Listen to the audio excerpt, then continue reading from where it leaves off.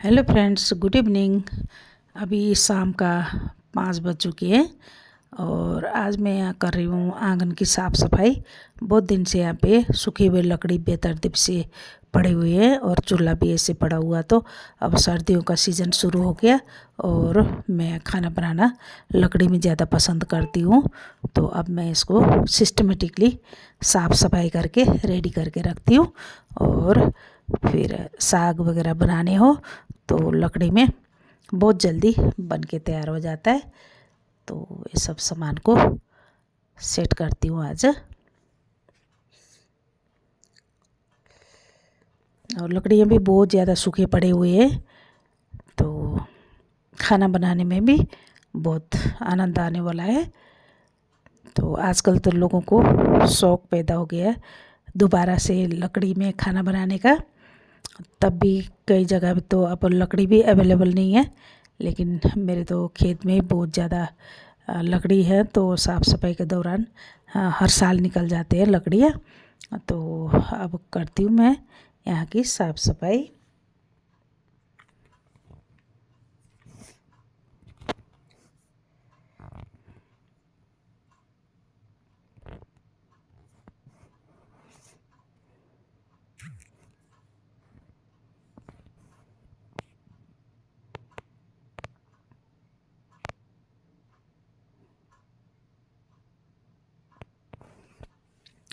ये बारिश के टाइम में लकड़ी गीला ना हो करके फिर टीन से ढक के रखे थे। अब इसको हटा के फिर अच्छे से लगा के फिर दोबारा टीन को लगा देंगे यहाँ पे।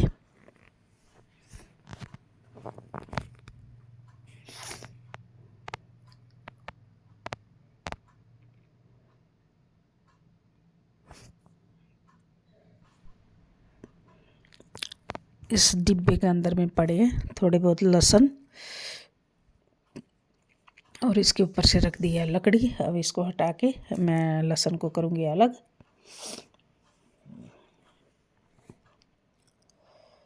पिछली बार मैंने 2 गमले में तो लगा रखे हैं ये पॉली बैग में लहसुन को। वो उमड़ भी चुके हैं। अब इनको भी फिर दूसरे उसमें देखती हूँ कल लगाने के लिए। अब इसमें मैं छोटे छोटे लकड़ियों को डाल के रख लेती हूँ।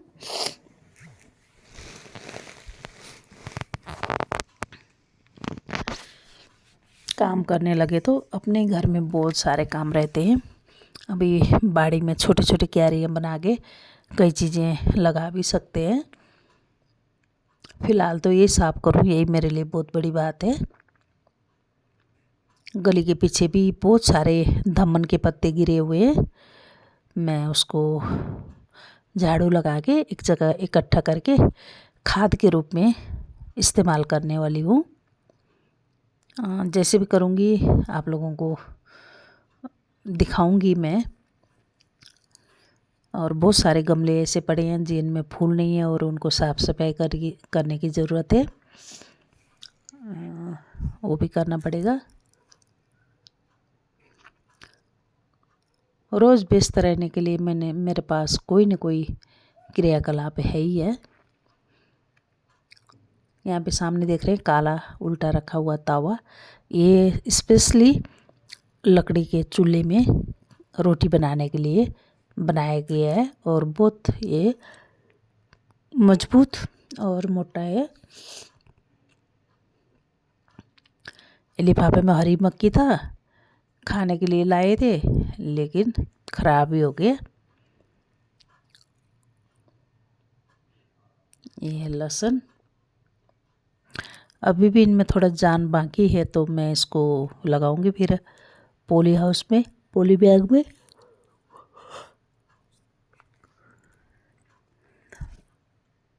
कितना अच्छा लगता है ना अपने घर के काम करने में।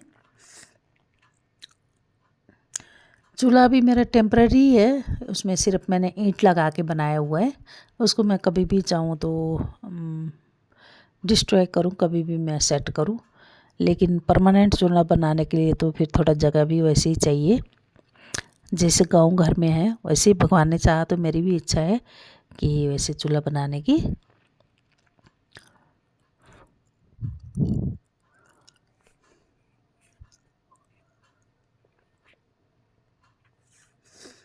मेरे उसमें पॉली बैग में ही वो पपीता का पेड़ उगाया है।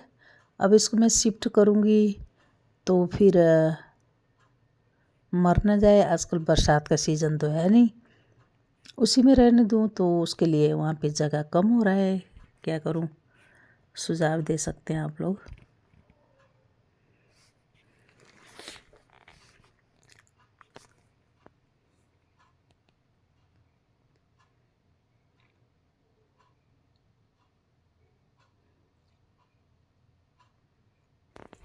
अब ये बीच में ज़मीन में छोटे छोटे लकड़ियाँ पड़े हुए, ये आग जलाने के लिए फिर काम आ जाएगा, इकट्ठा करके रखना पड़ेगा।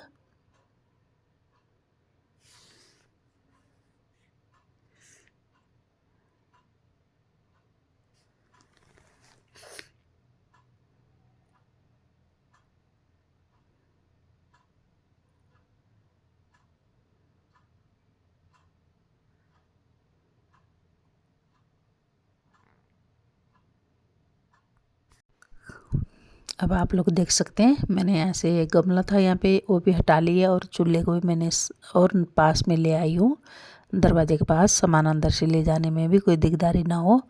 और आज शाम होने वाली है, अंधेरा हो गया अंदर, और लाइट जलाने के बाद फिर बाहर झाड़ू वगैरह नहीं देते, तो मैं आज का काम फिर इतना ही करूँगी और बाकी जो रहता है फिर कल पूरा सफाई करनी पड़ेगी।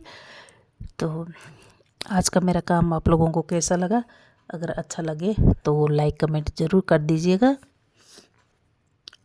ये हमारा रोज़मर्रा का दिनचर्या के बीच में आता है ऐसे ऐसे काम।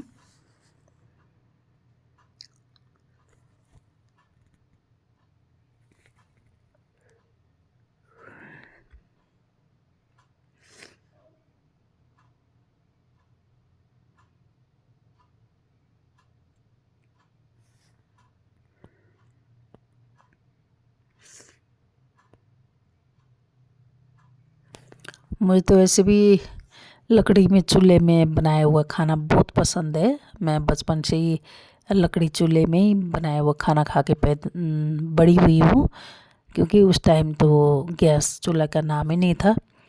बत्ती वाला स्टोव होता था कभी कभी, वो भी इतना धुआं आता था, पर घर में तो खाना नहीं बनाते थे। लेकिन मैं क्वार्टर में रह के पढ़ती थी तो उस टाइम मैं जलाती थी।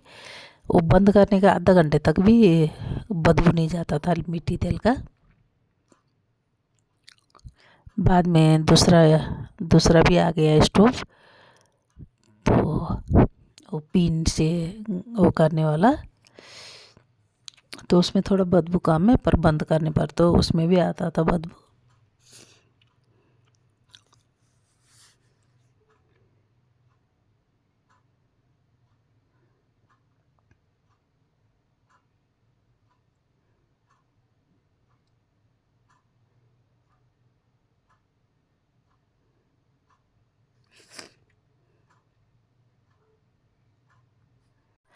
आप देख सकते हैं मैंने इतना ही सफाई कर पाई हूँ आज, और बाकी सफाई अब कल करूँगी क्योंकि अंधेरा हो गया है।